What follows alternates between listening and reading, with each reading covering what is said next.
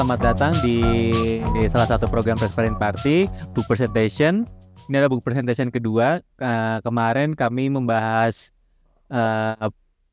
Pages of Asia dengan mengundang Gramet Nusantara dari Indonesia, Insek dari Jepang, dan juga Sonjagak dari Korea. Kami membahas bagaimana inisiatif penerbitan yang dilakukan oleh kolektif tersebut dalam membahas dan mengabarkan tentang hal-hal atau isu-isu seputar Asia. Di sini sekarang saya akan mencoba memandu obrolan kali ini, presentasi dari 3 pemapar kali ini dengan tajuk The Sounds of Printed Matter. Jadi kurang lebih ini ingin melihat bagaimana bentuk-bentuk publikasi cetak yang sangat kaitannya erat dengan musik atau mungkin tidak bisa dipisahkan dari musiknya itu sendiri dengan berbagai bentuk. Di sini ada DLP yang baru saja merilis publikasi terbarunya dengan bersama untuk album terbaru bandnya ya Mas ya. Betul Mas. Lalu di sebelahnya ada Izar yang mencoba membahas atau menarasikan ulang tentang sejarah musik tradisional pesisir Cirebon yaitu Tarling, dan juga Mas Tito yang baru saja juga membuat buku yang ini agak berbeda dengan lainnya, lebih banyak muatannya di teks, tapi masih dan sangat berkaitan erat dengan musik. Dari 3 bentuk buku ini nanti teman-teman bisa lihat bagaimana keragaman dan interpretasi musik itu bisa punya penerjemahan yang sangat beragam ya, lewat bentuk cetak gitu. Pemaparan pertama nanti mungkin akan disampaikan dari Delphi, lalu ke Izar, dan lanjut ke Mas Tito gitu. Mungkin bisa langsung dilanjut aja dari Delphi. Mantap. Selamat sore semuanya. Assalamualaikum warahmatullahi wabarakatuh. Perkenalkan ulang, nama saya Delphi Suharyanto, biasa dipanggil Delphi. Saya aktif bareng band saya namanya Dongker, dan live musik saya namanya Grididas. Mohon maaf sebelumnya saya radang tenggorokan, jadi suaranya rada hilang. Tapi minta tolong doanya supaya sembuh. Amin. Ya, oke. Makasih. Oke, gini. Halo.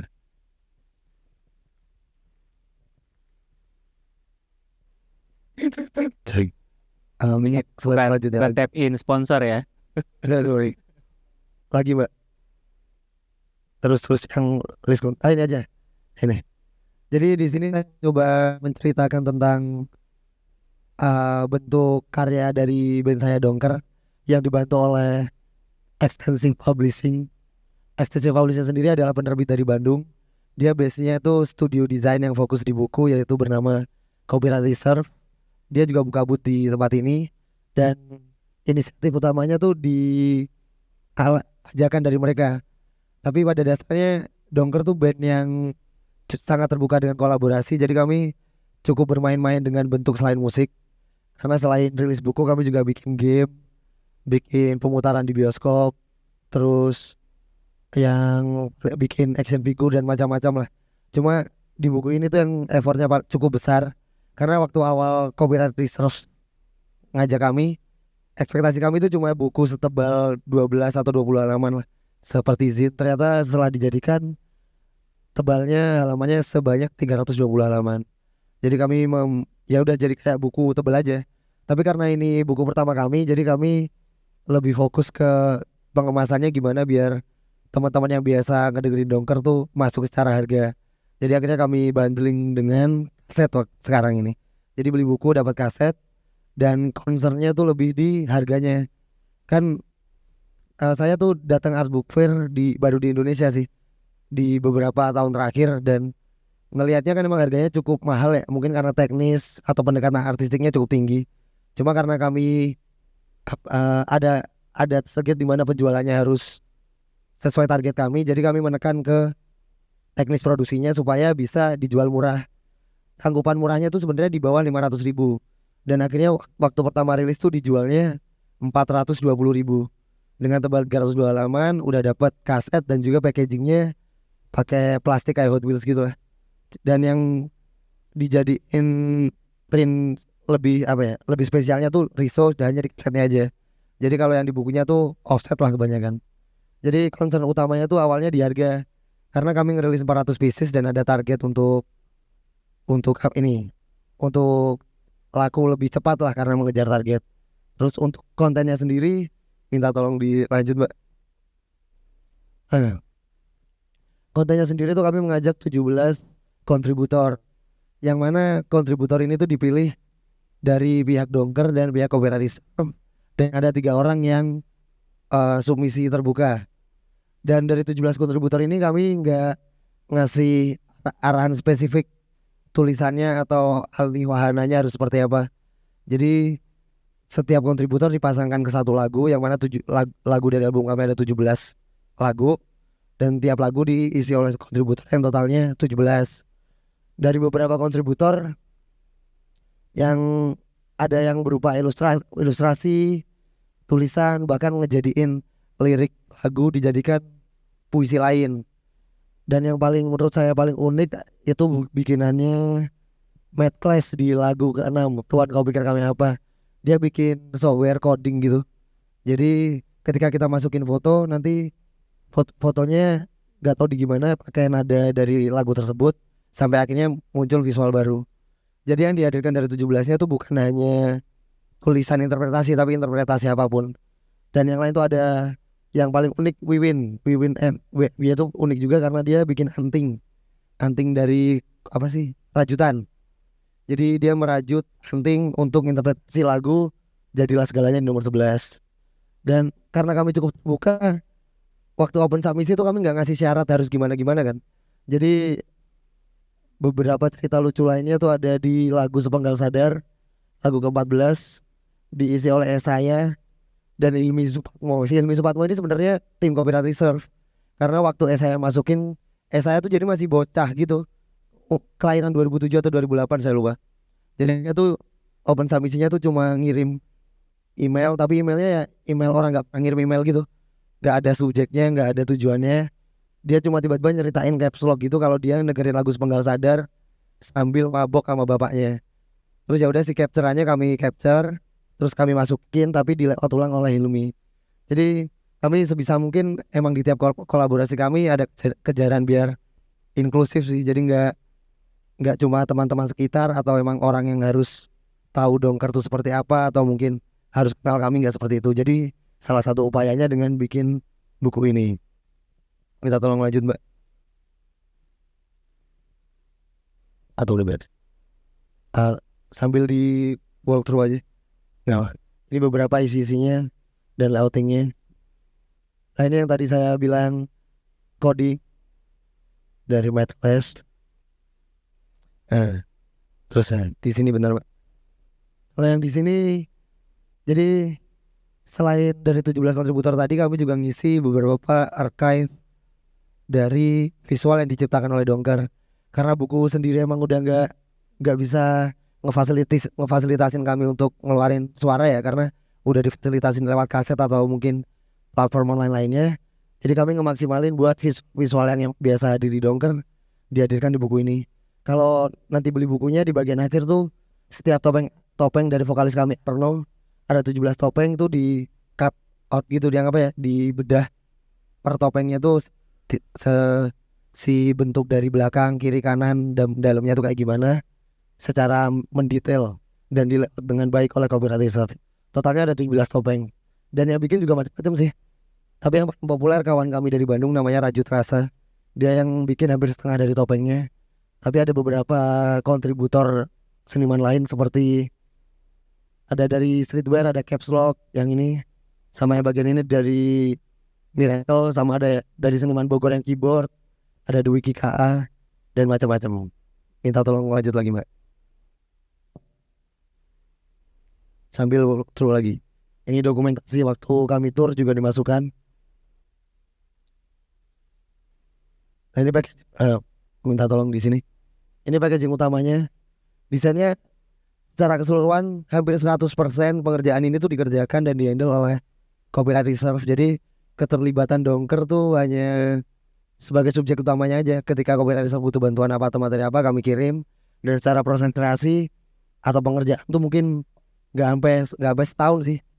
Kayaknya 4-5 bulanan. Jadi mereka yang lebih banyak kerja keras dan ngasih effort lebih ke buku ini, dan untuknya sangat, menurut kami sangat maksimal sih, karena ini jadi produk Dongker yang paling mahal. Ketika rilis awal kan 420.000, dan ketika dijual normal harganya 540.000. Ini jadi barang termahal Dongker sejauh ini sih, dan dirilis di 400 pieces, dan Copyright Research menyempatkan untuk keliling ke 5 negara untuk ikutan book fair. Ada di Taiwan, Tokyo, Singapura, Kuala Lumpur, dan terakhir di Print Press Party ini. Lanjut lagi, Mbak.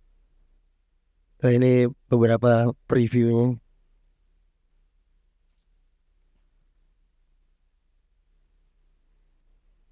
Kami juga dibundling sama merch. Udah. Kalau secara penyampaian produk kurang lebih seperti itu. Nanti mungkin ada sesi tanya jawab kan ya. Ya udah, terima kasih. Semoga tersampaikan.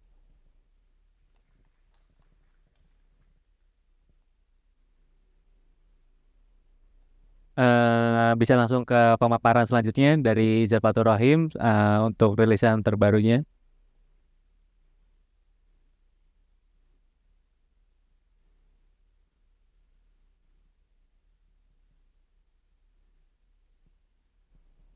Selamat siang semuanya. Perkenalkan, nama saya Izzar Fatur Rahim.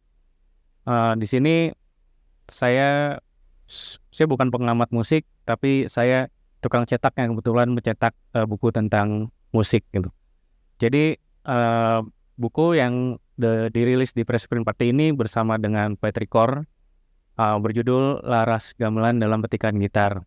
Ini adalah sebuah inisiatif bersama dengan teman-teman di Cirebon, ada dari Petricor, Graphic Handler, dan Sanggar Ikhtiar, yang dimana kami ini bisa disebut diaspora Cirebon yang akhirnya pulang kampung ke Cirebon, kembali unlearn, dan akhirnya mengenal kembali lagi Cirebon sebagai tempat tinggal dan sebagai ruang gitu. Boleh lanjut, Letif? Dari situ akhirnya kami berinisiatif membuat sebuah platform bersama yang bernama Cirebon Bound, yang didedikasikan untuk mendokumentasikan, mengarsipkan, merayakan berbagai macam karakter yang ada di Cirebon, karena sejarah Cirebon tidak bisa dipisahkan dari berbagai macam akulturasi budaya gitu ya. Dan akhirnya itulah hal yang menarik bagi kami untuk bisa diarsipkan. Lalu proyek ini nih akhirnya fokusnya lebih banyak menggali kekayaan sejarah, budaya, bahkan sampai dinamika sosial dan ekonomi bahkan gitu, sekaligus menyoroti isu-isu kontemporer yang sedang terjadi pada saat ini gitu. Boleh lanjut lagi? Nah, jadi yang dilakukan kami sebenarnya mungkin belum ada formulanya gitu ya, tapi yang biasa kami lakukan adalah kita mendokumentasikan, mengumpulkan arsip-arsip yang tersebar, ataupun kita kedatangan teman-teman yang mempunyai arsip, kemudian kita berdiskusi, lalu mencoba melihat arsip-arsip itu dalam konteks dalam lokus di Cirebon sebagai ruang kegiatan atau praktek-praktek itu dilakukan itu. Akhirnya kami mencoba membuat sebuah pencatatan dinamika praktik budayanya, lalu penarasian ulang dengan relevansi zamannya gitu. Boleh next. Nah, lalu kami melihat tarling, gitar dan suling, atau di Cirebon punya istilah tersendiri yaitu nelatar, sing nelatar kudu eling, artinya setelah kalian habis berpergian atau berbuat sesuatu hati, kalian harus tetap ingat pada diri kalian sendiri gitu. Lalu tarling ini di Cirebon sangat dibangga-banggakan oleh teman-teman di Cirebon karena disebut sebagai warisan tradisi budaya, yang sebenarnya ketika kami berdiskusi dengan teman-teman di Cirebon, tarling adalah sebuah wujud budaya kontemporer di Cirebon, ketika di mana teman-teman di Cirebon ini hanya mengenal data sawala dalam nada gamelan, kemudian mencoba mentranslate nada-nada itu ke dalam nada-nada gitar gitu. Akhirnya lahirlah tarling ini. Maka kami bersepakat mungkin pada saat itu bahwa ini tarling adalah sebuah wujud budaya kontemporer pada masanya gitu. Boleh lanjut?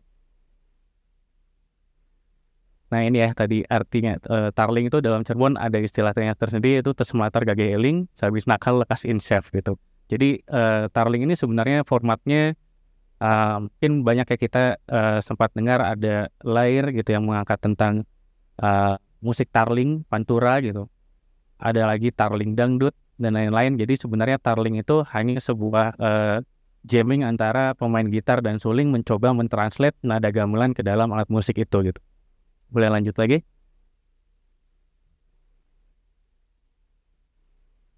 Ini beberapa album tarling yang bisa dibilang klasik gitu ya, karena masih memakai format jamming antara pemain gitar dan suling.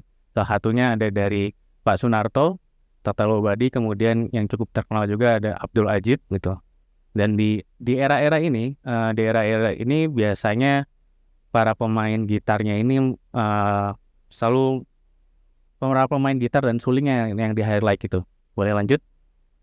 Kemudian setelah itu masuk era ketika tarling ini mulai dikenal penembang atau penyanyinya, karena musik tarling ini sangat populer pada saat itu karena kebiasaan tarling itu dibawakan dari satu sudut kota ke kota yang lainnya, atau sudut di area pasar Kanoman waktu itu ke Cirebon, kemudian ke Kacerbonan dan lain-lain. Jadi seperti pertunjukan jalanan, jamming di jalan, kemudian orang-orang mulai mencoba membuat aransemen tarlingnya sendiri, kemudian di situ diisi dengan biasanya ada parikan wangsalan atau sebuah pepatah, nasihat-nasihat di dalamnya gitu.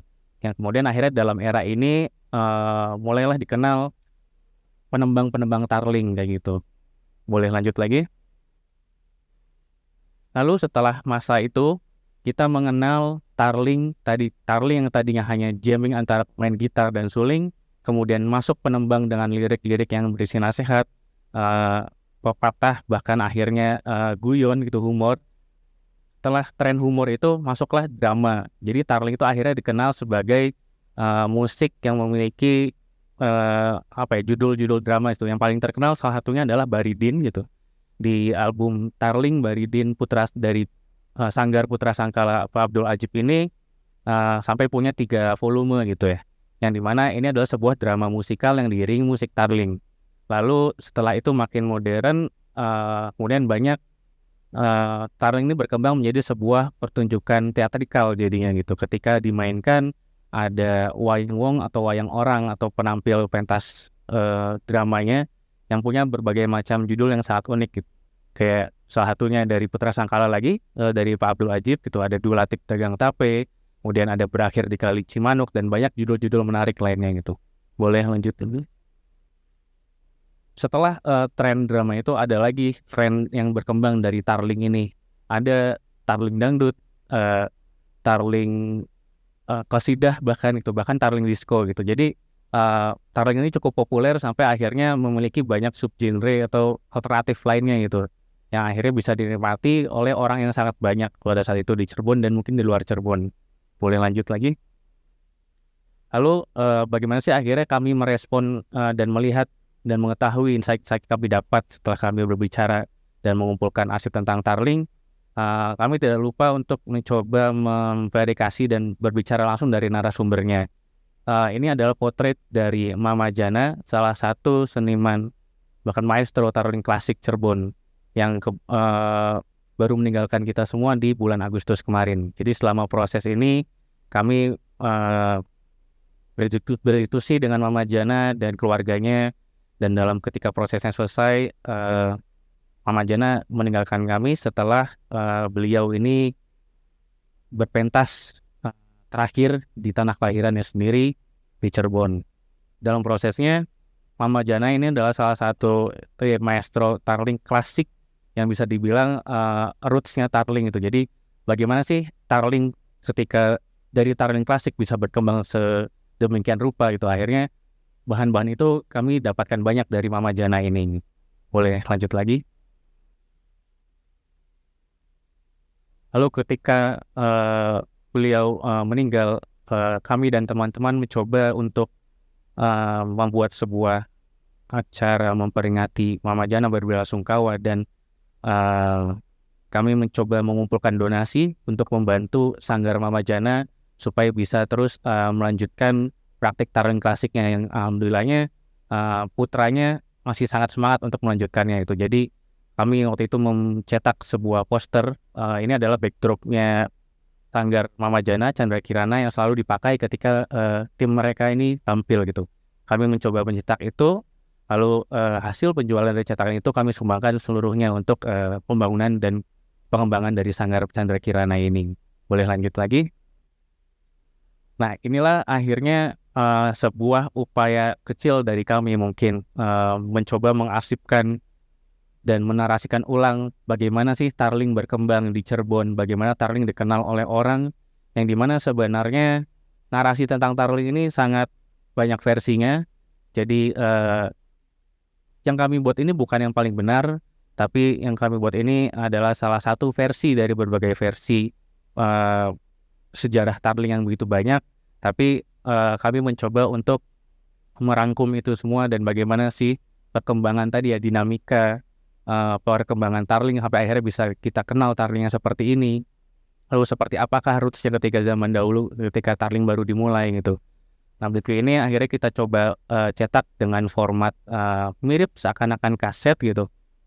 Ini sebenarnya ada GIF-nya gitu, ada animasinya. Jadi kita coba bentuknya ini memakai case kaset gitu supaya mungkin ada kesan-kesan nostalgiknya gitu ya untuk bisa mengingat, karena Mama Jana ini baru punya album sendiri itu di tahun 2000, waktu beli tahun 2000 sebelum COVID ya, 2019 gitu. Yang waktu itu dibantu oleh teman-teman kami juga di Cirebon untuk akhirnya membuat album pertamanya Mama Jana berjudul Tanana Kubra. Yang album ini pun fisiknya diperjualbelikan, namun materi versi digital musiknya dipublish dengan lisensi Creative Commons yang bisa teman-teman pakai selain non komersil ya, untuk kebutuhan kreatif gitu, supaya Tarling klasik dari Mama Jana itu bisa mungkin dikembangkan lagi oleh teman-teman yang ingin mengulik musik-musik Tarling klasik gitu. Buku ini bisa teman-teman lihat nanti di booth-nya Petrikor, supaya kalian mungkin bisa lihat nanti bagaimana sih akhirnya kami memutuskan untuk membentuknya dalam sebuah format mirip kaset gitu. Karena tadi supaya kita ada unsur nostalgik mengenang bahwa dengan berbagai macamnya perkembangan Tarling klasik ini menjadi sebuah objek yang menarik ketika kami bahas gitu. Boleh lagi? Oke, udah selesai berarti video. Ya mungkin segitu aja dari saya. Terima kasih.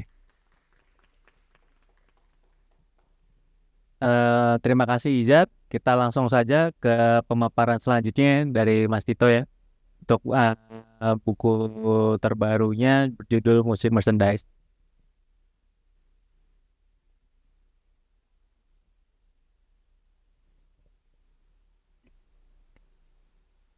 Diiringi suara hujan. Ada soundtracknya. Oke, selamat sore teman-teman semuanya. Assalamualaikum warahmatullahi wabarakatuh. Salam sejahtera untuk kita semua. Kenalkan, saya Arsita Penandita, tapi teman-teman biasa manggil saya Dito. Nah, ini adalah salah satu buku yang sempat saya rilis di bulan Juni-Juli kemarin, dan ini menjadi salah satu buku yang menceritakan tentang bagaimana ekosistem musik itu bagian-bagiannya itu seperti apa, dan salah satu topik kajiannya adalah musik merchandise. Karena kebetulan ini juga menjadi topik penelitian saya yang sedang saya kerjakan, meskipun ini bukan yang utama karena saya sedang melakukan penelitian anti desain, dan ini jadi salah satu bagian dari part-part subculture yang sedang saya kembangkan. Nah, kenapa tertarik untuk membicarakan tentang musik merchandise? Erat kaitannya dengan gaya visual dalam skena, karena dalam 10 atau 15 tahun terakhir, seperti kita ketahui, banyak sekali persoalan-persoalan dalam musik itu yang berkaitan dalam nilai ekonominya itu tidak terjadi dalam ranah musiknya itu sendiri, atau bisa kita sebut sebagai rilisan fisiknya. Kita sering mendengar bahwa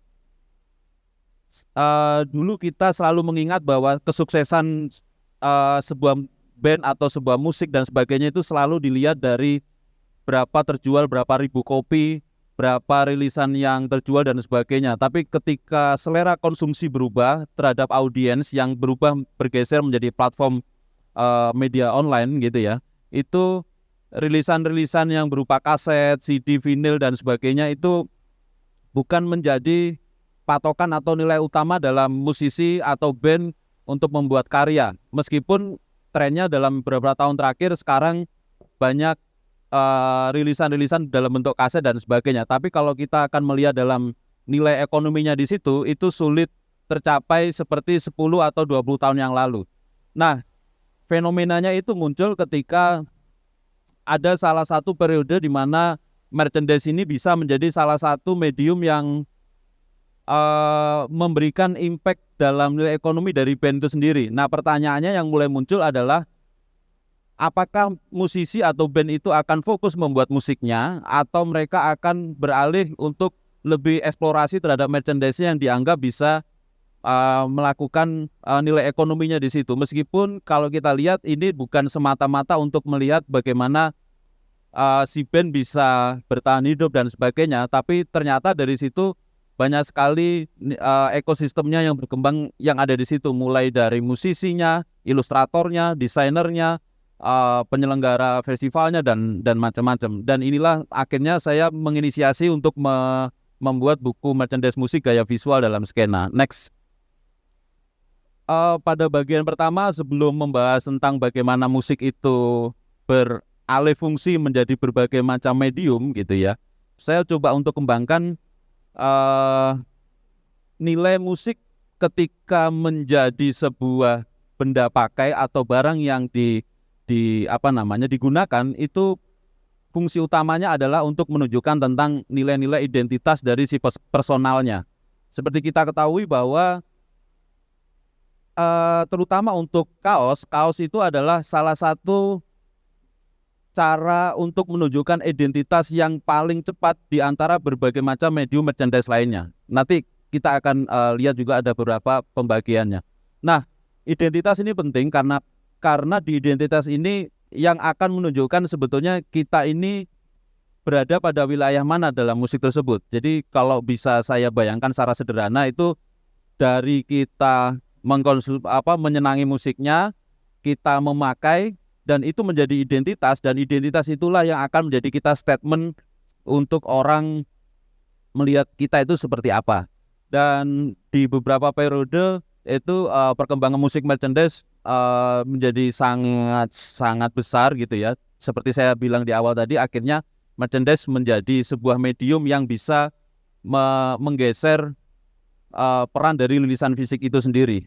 Nah, istilah merchandise kalau kita kulik lebih dalam topik kajian desain, merchandise itu kan sebetulnya adalah medium yang dinomor duakan. Jadi merchandise itu selalu dianggap sebagai nomor dua. Nomor satu adalah medium utamanya. Misalnya kita membeli, kalau dalam topik desain, misalnya kita membeli sesuatu, misalnya beli kopi misalnya, ternyata dapat mug. Nah, mug itu adalah merchandise-nya gitu. Nah, selama ini dalam desain selalu merchandise itu dianggap di nomor 2. Tapi dalam 10 tahun terakhir ketika selera konsumsi audiens berubah, yang tadinya memberi rilisan fisik dan menjadi ke platform digital, merchandise itu yang tadinya nomor 2 itu berubah menjadi yang nomor 1. Karena itu tadi banyak sekali persoalan-persoalan yang melingkupinya di situ. Dan ini identitas yang pertama gitu, dan ini juga menjadi poin penting bahasan-bahasan yang benar mana sih yang bootleg, bajakan, terus yang asli. Bahkan beberapa hari terakhir mulai muncul lagi istilah official bootleg gitu, meskipun itu juga istilah-istilah yang sudah lama ya. Ini adalah slang. Jadi kalau era-era waktu itu di 90-an dan sebagainya, jelas sebagian besar merchandise itu semua bootleg ya, karena mau beli yang asli juga nggak tahu kemana gitu. Dan ketika membelinya waktu itu harus menggunting di salah satu ujung kasetnya, dan itu dikirimkan secara PO Box dan baru dikirim ke kita sebagai yang membeli kaosnya. Waktu itu saya beli, dikirim, pas dikirim ulang ternyata kegedean gitu, dan itu dikirim lagi juga nggak bisa, atau di retur juga kebingungan karena platform band-band waktu itu seperti Slang atau di Bandung sering ada pas band waktu itu tuh kalau merilis merchandise itu minimal dia punya, kalau di slang itu ada membershipnya gitu, atau kita harus datang ke sana dan sebagainya. Nah itu akhirnya identitas itulah yang dirayakan oleh audiensnya. Next. Nah dalam merchandise itu coba saya, karena nilainya yang berdekatan dengan sisi personal audiensnya, akhirnya jelajah lingkupnya dari merchandise itu semakin luas. Ada 5 kategori dari karakter merchandise yang saat ini lazim kita temuin gitu ya. Yang pertama adalah bagaimana merchandise itu menjadi pakaian, seperti fashion yang kita gunakan, seperti jaket, topi. Bahkan sekarang kita sering melihat band merilis dalam bentuk sepatu, itu karena yang disebut sebagai pakaian. Yang kedua adalah aksesoris, patch dan macam-macam ya. Dan ketiga yang masih menjadi perdebatan, di mana posisi rilisan fisik yang tadinya sebagai media utama dan dia sekarang masuk ke medium merchandise, rilisan fisik seperti kaset, CD dan sebagainya. Karena kebanyakan juga beberapa orang membeli rilisan fisik itu tetap mendengarnya di platform digital gitu. Yang keempat adalah barang-barang koleksi. Sekarang kita sering melihat seperti yang sekarang terjadi di sini juga art print. Band sering merilis art print atau brand juga merilis toys, action figure dan sebagainya. Itu kategori di barang koleksi. Dan yang kelima adalah benda-benda keseharian, seperti kita band juga merilis korek api dan bentuk-bentuk macam-macam. Dan inilah yang akhirnya membentuk karakter dari si identitas, si personalnya dari si audiens yang mengkonsumsi di bandnya tersebut. Next. Nah, yang menjadi menarik adalah ketika kita membicarakan istilah-istilah yang hari ini sering dibicarakan gitu, outfit skena, terus istilah penggunaan wah kamu nggak skena banget dan sebagainya. Istilah skena mungkin lebih sebetulnya sudah lazim digunakan oleh teman-teman di culture underground di tahun 90-an, karena memang ini lahirnya bukan, sebetulnya kalau secara mengulik lebih dalam, istilah skena sudah muncul di tahun 60-an, tapi mulai populernya di 90-an dan ini menjadi bahasa yang sebetulnya biasa aja, dan akhirnya menjadi hal yang populer dan akhirnya digunakan untuk menerjemahkan yang di luar hal-hal awalnya. Artinya skena itu sering kita lihat, oh ini outfitnya aneh nih, ini skena banget gak nih? Terus ini, oh kamu kalau kayak gini itu bukan seperti skena dan sebagainya gitu. Nah, istilah skena sebetulnya kan, apalagi istilah skena belum menjadi nilai, bukan nilai ya, belum dibakukan menjadi KBBI ya. Mungkin kalau lain-lainnya kayak big data sudah menjadi data raya, atau swafoto itu dari selfie dan macam-macam gitu. Nah, skena itu belum ada di KBBI. Akhirnya skena itu sebetulnya kalau kita merujuk pada hal secara artinya, harafiahnya itu istilahnya dari scene atau potongan gitu. Nah, scene yang potongan itu akhirnya diterjemahkan untuk menerjemahkan yang disebut sebagai subculture yang berada di, yang berperilaku yang di situ, subculture yang berperilaku di situ. Misalnya ada scene dari Vespa, scene dari anak motor atau skater atau musik underground atau punk dan sebagainya. Nah, itu biasanya lazimnya digunakan di situ. Tapi ketika istilah skena itu digunakan semakin luas, akhirnya menjadi bias dan mungkin bisa sekarang untuk menggeser istilah dulu disebut sebagai anak gaul gitu. Nah, itu akhirnya bias. Kalau dirujuk lagi secara kenapa itu bisa menjadi besar, setelah dikulik itu sebetulnya di tahun 2011 istilah skena itu mulai membesar, digunakan oleh teman-teman yang membuat kopi. Jadi coffee shop, oh ini skena kopi. Terus oh ini anak senja, ya, akhirnya muncul semacam itu. Nah, karena berkaitan dengan skena, akhirnya skena itulah yang berkaitan untuk mengidentifikasi identitas, dan identitas itu berkaitan dengan hal-hal yang berkaitan dengan selera. Jadi, oh kalau nggak pakai ini berarti bukan anak skena. Oh kalau nggak pakai baju kotak-kotak itu flanel, oh ini bukan anak grunge misalnya dan sebagainya. Nah, akhirnya penghakiman skena itulah, penghakiman selera itulah yang akhirnya berkembang orang-orang kita sering menyebut sebagai polisi skena gitu.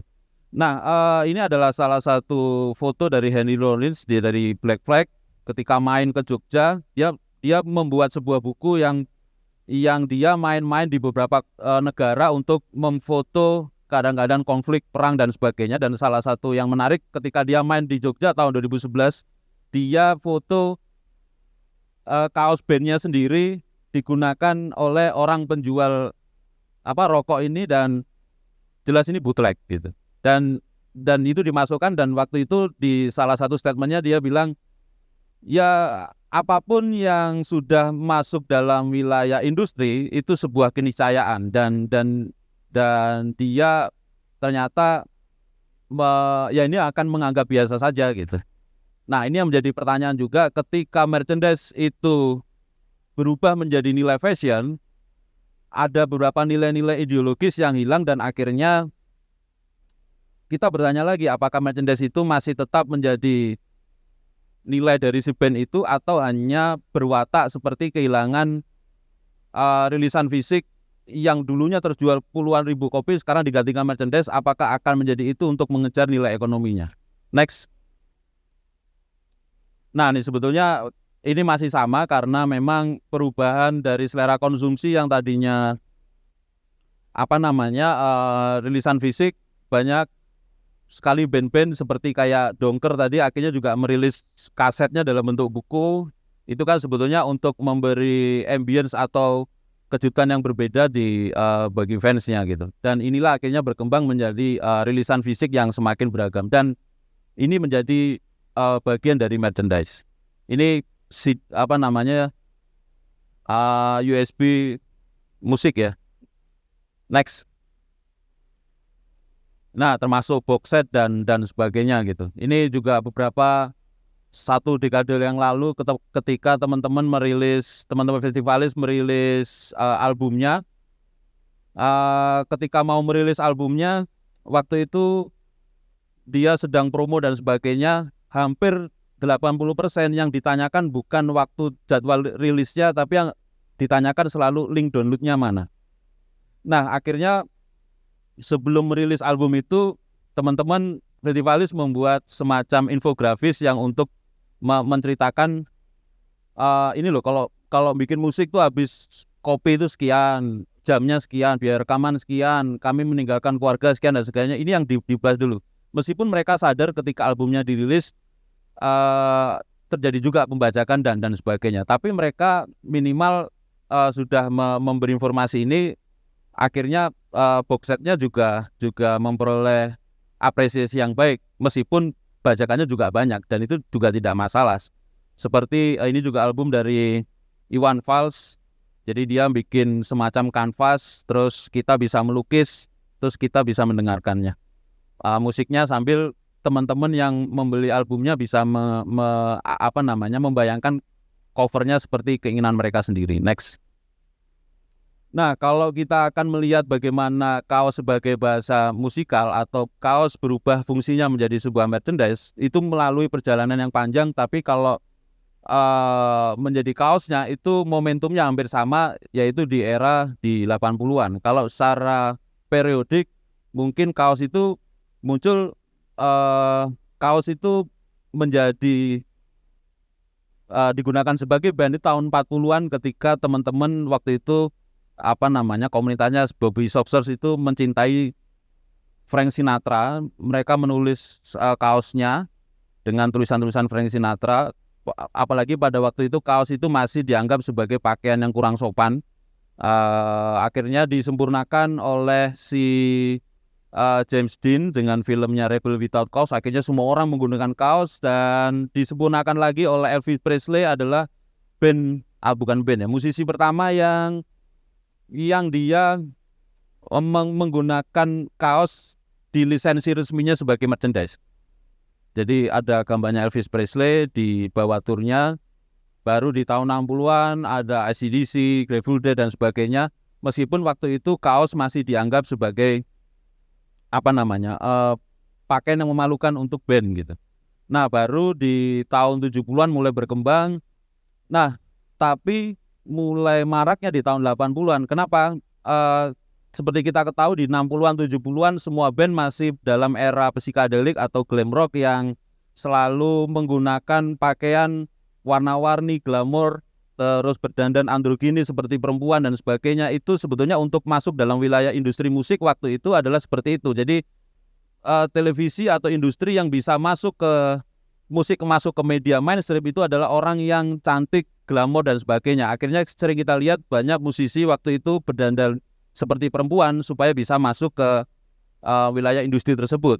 Nah, tapi di tahun 80-an mulai didobrak, kalau mau main band ya gini aja, cukup pakai celana jeans dan pakai kaos. Nah, itu yang mendobrak sebetulnya dari teman-teman metal, dan akhirnya itu mengejala di mana-mana, baik di Indonesia, di luar dan sebagainya. Next.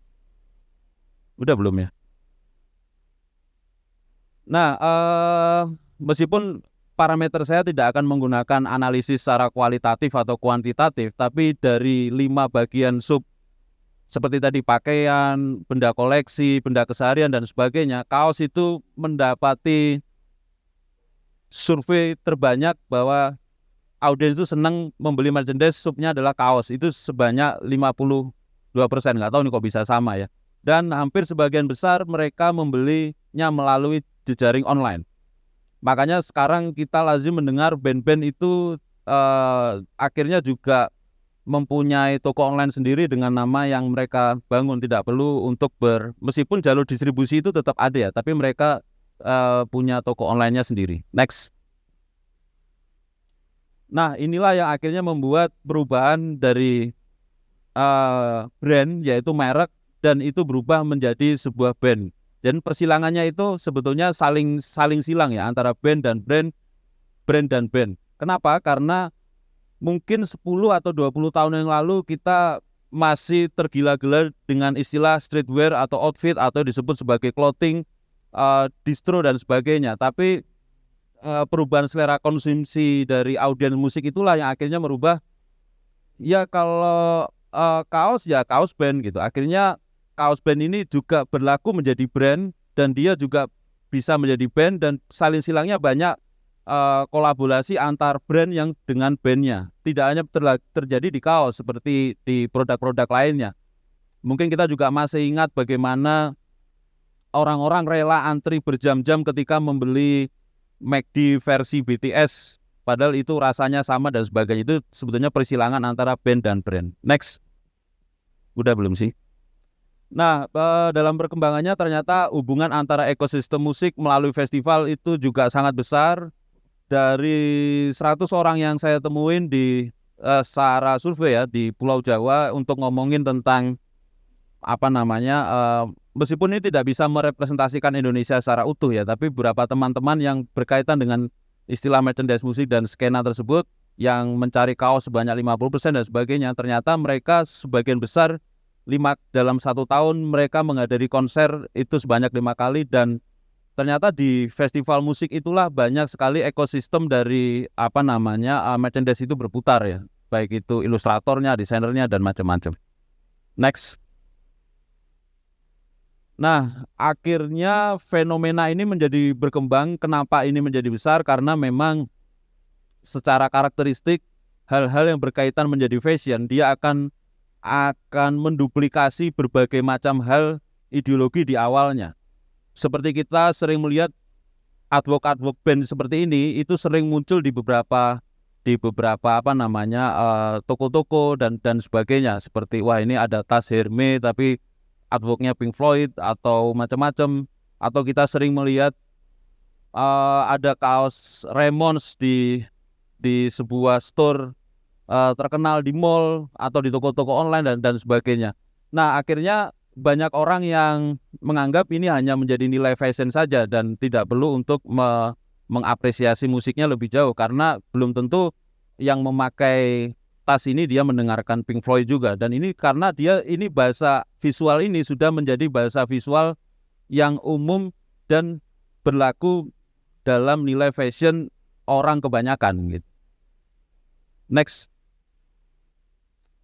Nah, itulah watak tren semacam itu. Jadi dalam buku ini sebetulnya di nilai akhir saya menjelaskan ya melawan industri yang besar dalam tanda kutip merchandise menjadi komoditas dan itu diambil dalam industri yang lebih besar, itu adalah sebuah keniscayaan yang mau nggak mau akan ikut berada di pusaran yang ada di situ. Tapi pertanyaannya, apakah band akan berlaku pada nilai-nilai yang mereka tawarkan? Apakah ilustrator atau desainer tetap melakukan nilai-nilai tawaran pesannya terhadap visualnya, ataukah hanya akan menjadi nilai fashion yang akhirnya diamini oleh banyak orang dan melunturkan dari nilai-nilai si band tersebut untuk menyampaikan pesan-pesannya melalui musik. Mungkin itu saja sih. Dan buku ini yang bikin covernya si Jaka gitu. Terima kasih.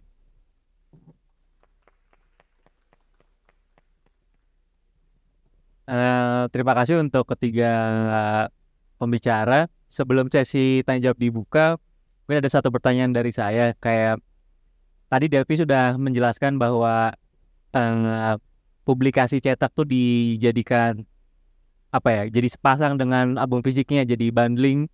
Sementara Izar mencoba memakai publikasi fisik sebagai media untuk menarasikan sejarah. Sementara Mas Dito memakai juga media atau format buku untuk menyampaikan gagasan, perspektifnya dalam melihat satu fenomena gitu.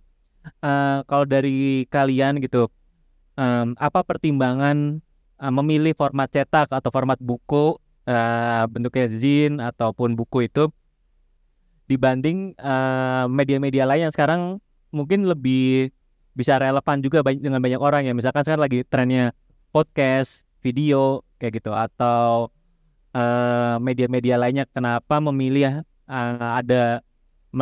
menyampaikan gagasannya melewati terbitan cetak atau publikasi cetak? Dari Delvi dulu boleh? Siap. Kalau awal Dongker bikin buku kan emang inisiatifnya diajak oleh penerbit kami, Copyright Reserve. Tapi setelah sepanjang perjalanan ngebikin buku ini selama 6 bulan dan akhirnya bukunya jadi, yang saya rasa hanya bisa disampaikan melalui buku tuh mungkin kalau bahasa bahasa rada ngawangnya ini intimasinya dapet lah. Jadi emang kebanyakan si pembeli buku ini tuh emang orang yang merasa pengen lebih dekat dengan Dongker, dalam artian pengen mengenal karyanya lebih jauh. Yang mana si karya musik, karya produk utama kami kan karya musik ya, dan karya musik kami tuh dinikmati secara utuh ketika akhirnya didengarkan dalam bentuk audio dan setelahnya dinikmati dalam bentuk live performance. Karena emang kami lebih sering menunjukkan ke publik atau audiens kami itu dalam kedua bentuk tersebut, karya musik dan karya performance. Karena di kami ada kebersamaan yang hadir lah, penonton ikut menyanyi bersama kami, dan di beberapa saat kami juga menampilkan visual-visual yang sedikit berbeda di panggung, puppet raksasa, topeng-topeng Arno, atau hal-hal yang sifatnya stage act lainnya. Tapi hal-hal yang mendasari kelakuan atau attitude kami dalam berkarya tersebut tuh gak bisa tersampaikan dalam dua produk itu tadi. Makanya akhirnya disampaikan dalam bentuk buku. Cuma buku kami kan emang sedikit berbeda dalam artian yang menulis bukan kami. Jadi kami tuh hanya menulis di bagian beberapa hal lah, latar belakang, beberapa interview terkait pengalaman tour. Sedangkan sisanya adalah alih wahana dari teman-teman lain yang menginterpretasi karya lagu Dongker ke karya tulis. Jadi menurut saya si teks kan bentuk utamanya kan teks kebanyakan. Si teks ini tuh punya kekuatan lebih banyak buat akhirnya orang lebih mengerti apa yang ada di isi kepala Dongker untuk akhirnya diterjemahkan ulang dalam bentuk teks dan dibaca, yang akhirnya mereka mungkin bisa mengerti lebih jauh Dongker ini apa. Jadi kurang lebih kayak gitu sih efisiensinya di situ. Kalau dari Izat, ini pertanyaan yang sama terakhir kita ngobrol ya, waktu sama Delvi ya di fragmen. Jawabannya mungkin karena tadi ya intimasinya mungkin lebih dekat gitu ketika bentuknya adalah fisik. Dan menurut saya informasi yang disampaikan akhirnya punya ada stopping power gitu ketika misalnya informasi itu dibandingkan dengan informasi itu ketika disampaikan melalui sosial media atau dalam bentuk digital yang sangat banyak distraksinya gitu. Nah, kita akan sangat mudah terdistraksi ketika bentuknya dalam sebuah format digital atau dalam sosmed. Lalu kenapa akhirnya formatnya adalah buku? Karena kami sendiri dengan teman-teman di Cirebon Bound itu ingin mencari teman-teman lainnya yang sangat tertarik dengan tulisan ini, dengan tema ini, agar kita bertemu dan bisa saling membantu bekerja sama. Akhirnya untuk bersama-sama inisiatif kami dan akhirnya format cetaklah yang menurut kami sangat tepat sampai saat ini untuk mendapatkan teman-teman yang pengen lebih intimate pembacanya, mengetahuinya, dan akhirnya bisa berkenalan, dan akhirnya juga kita bisa mendapatkan bantuan dari yang membaca buku. Dan ada sisi ekonomisnya adalah supaya kita punya keberlanjutan kas untuk memberlanjutkan inisiatif dalam pengarsipan kami di Cirebon Bound. Kurang lebihnya kayak gitu. Kalau dari Mas Dito? Ya, sebetulnya juga bukunya juga kecil ya, si Jaka yang bikin. Ada banyak persoalan sebetulnya. Saya yakin ketika menulis ini saya ngobrol ke banyak orang gitu. Bukan bermaksud heroik, enggak. Banyak orang tuh banyak yang beda itu. Musisi, ilustrator, desainer, penggemar kaos, terus orang yang datang ke acara festival dan sebagainya. Itu kan banyak orang yang saling beragam, dan saya kira salah satu medium yang punya umur yang panjang, dan ketika medium itu ditelaah lebih dalam, lebih santai dan sebagainya, itu ya buku gitu. Karena itu yang paling umum dan paling masuk akal. Misalnya kalau hanya di online mungkin tidak bisa menjangkau di karakter yang lain misalnya. Meskipun itu bukan berarti menutup online itu jelek ya. Juga bagus gitu ya. Cuman kalau di buku kita bisa menjangkaunya lebih luas dan umurnya bisa lebih panjang sih, gitu aja. Ya, terima kasih. Untuk teman-teman di sini, ada yang ingin mengajukan pertanyaan, komentar, respon, atau hal-hal yang ingin diketahui lagi lebih lanjut dari pemaparan tiga pembicara ini? Ada kira-kira? Karena waktunya juga tadi sudah dikode sama runner, mungkin satu pertanyaan terakhir ya terkait ini gitu. Sebenarnya dalam konteks membuat cetakan ini, bagaimana kalian melakukan atau melakukan riset atau menentukan pilihan dalam pendekatan artistik? Karena kita lihat mungkin kalau Delphi dari Donker sendiri bekerja sama dengan studio desain ya, dengan copyright reserve gitu. Bentuk-bentuknya tadi kan banyak material yang dipakai nggak sesederhana buku dan kaset saja, tapi ada bentuk sensasi lain. Sementara Izar juga memilih untuk mengimitasi bentuk kaset gitu dalam menyampaikan atau menarasikan sejarah Tarling. Sementara tadi Mas Dito walaupun bukunya penuh teks segala macam, tapi masih memikirkan bentuk artistik juga dengan mengundang ilustrator ya khusus untuk merespon tema tersebut. Nah, pendekatan artistik ini tuh dilalui dengan proses-proses seperti apa? Bebas siapa aja.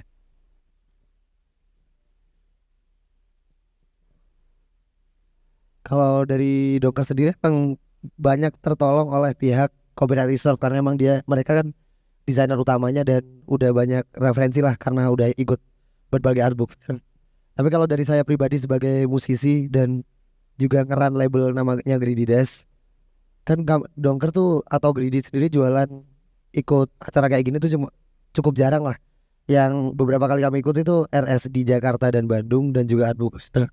Terus saya sendiri tuh nyimpulin pola utama yang dilihat ketika orang akhirnya beli rilisan fisik atau apapun produk dari band tersebut adalah yang satu pasti menurut mereka bandnya keren lah. Tapi kerennya bisa macam-macam, bisa lagunya bagus, bisa gimmicknya keren, bisa gogonnya keren atau apapun itulah.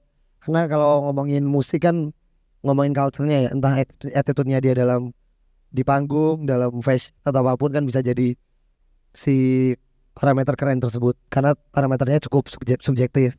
Itu yang pertama. Dan yang kedua adalah si presentasi produknya, dalam artian ketika kami akhirnya milih buku kan hal yang sangat berbeda dengan yang kami rilis.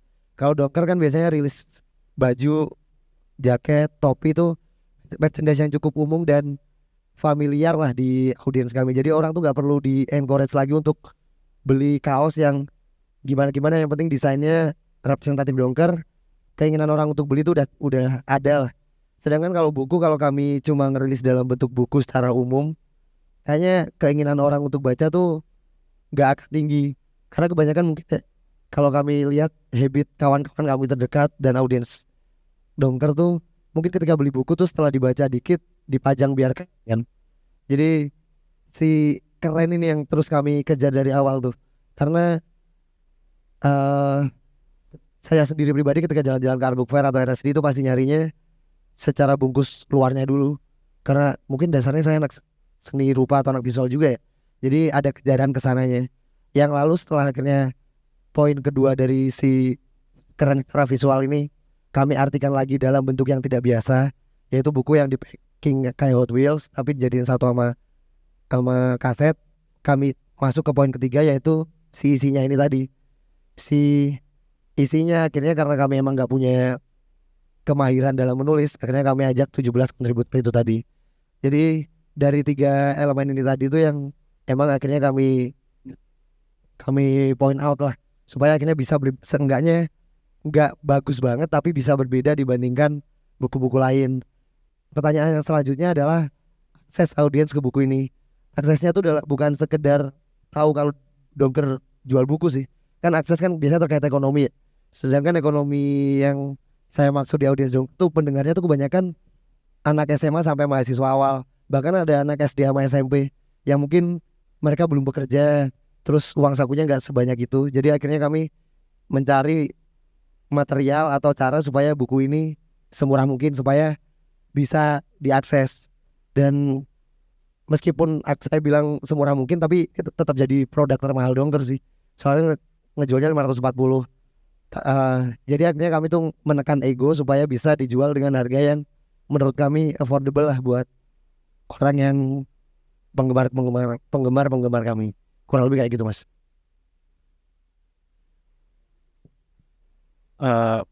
Mungkin pemilihan pendekatan artistiknya dalam bentuk cetaknya seperti apa ya? Mungkin karena saya adalah tukang cetak dan yang bisa saya lakukan adalah dengan menggunakan metode Riso gitu ya. Pilihannya pertama karena murah gitu. Riso sangat murah sebenarnya. Kalau teman-teman tahu metode Riso tuh metode, menurut saya, kalau ada yang tidak setuju silakan gitu. Cetak Riso itu sangat murah karena tadi tujuannya Cirebon Bond adalah dengan bentuk fisik ini tuh kita mengumpulkan pundi-pundi kas supaya inisiatif ini tetap jalan. Akhirnya kami menggunakan cetak Riso ketika yang dikemas dengan bentuk mengimitasi bentuk kaset itu karena pendekatan mungkin secara subjektif saya secara personal, saya sangat bernostalgia dengan ketika saya punya album Tarling pertama itu. Album Tarling pertama yang saya punya adalah Tatalo Abadi dalam bentuk kaset. Jadi ketika kami dan teman-teman mengerjakan link ini, yang kepikiran di otak saya saat itu ya kayaknya menarik ketika kita bikin bentuknya adalah mengimitasi bentuk kaset. Dan yang kedua adalah akhirnya pasar anak muda zaman sekarang kayaknya lagi mengoleksi kaset lagi nih gitu tuh. Mulai kembali ke era-era pakai kaset, handycam dan lain-lain. Jadi kayaknya mungkin secara ekonomi keberlanjutan inisiatifnya itu bisa menarik lah buat teman-teman generasi muda yang sekarang kayak gitu. Mungkin sesimpel itu jadinya itu pemilihan artistiknya. Ya, ini banyak yang ketipu karena si Jaka kan biasa bikin bukunya visual book. Banyak orang-orang, wah ini kok bukunya ternyata dalamnya teks gitu.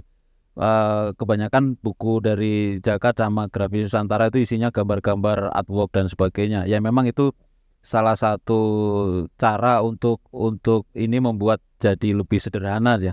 Meskipun buku ini isinya teks tapi banyak juga gambar-gambarnya, dan yang jelas fontnya itu besar karena saya sadar yang membaca ini juga masyarakat atau orang-orang yang umum yang awalnya memang tidak senang membaca dan sebagainya. Bahkan kemarin waktu di Bandung teman saya Mas Idar bilang, oh ini 1 jam aja udah rampung. Ya memang seperti itu. Jadi meskipun ini topiknya dengan banyak kutipan dalam konteks akademis, tapi saya pengen membaca ini seringan teman-teman membaca di zin atau di webzine dan sebagainya. Dan harapannya ini juga menjadi pemantik untuk ada topik kajian lain yang bisa dibicarakan oleh siapa saja. Mungkin itu sih.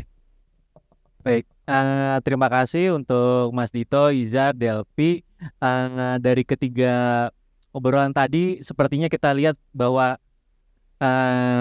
dunia tulis menulis, cetak, penerbitan, dan musik tuh selalu dan akan terus sepertinya akan berkelindan gitu ya, di balik segala motif, inisiatif, dan apapun konten yang disampaikan ternyata bentuk cetak juga cukup cair gitu. Walaupun bentuknya kalau kita ngomong cetak, bentuk fisik, ternyata dia juga bisa sangat cair dan bisa menjadi apa saja tadi, bisa disesuaikan dengan kebutuhan penulisnya.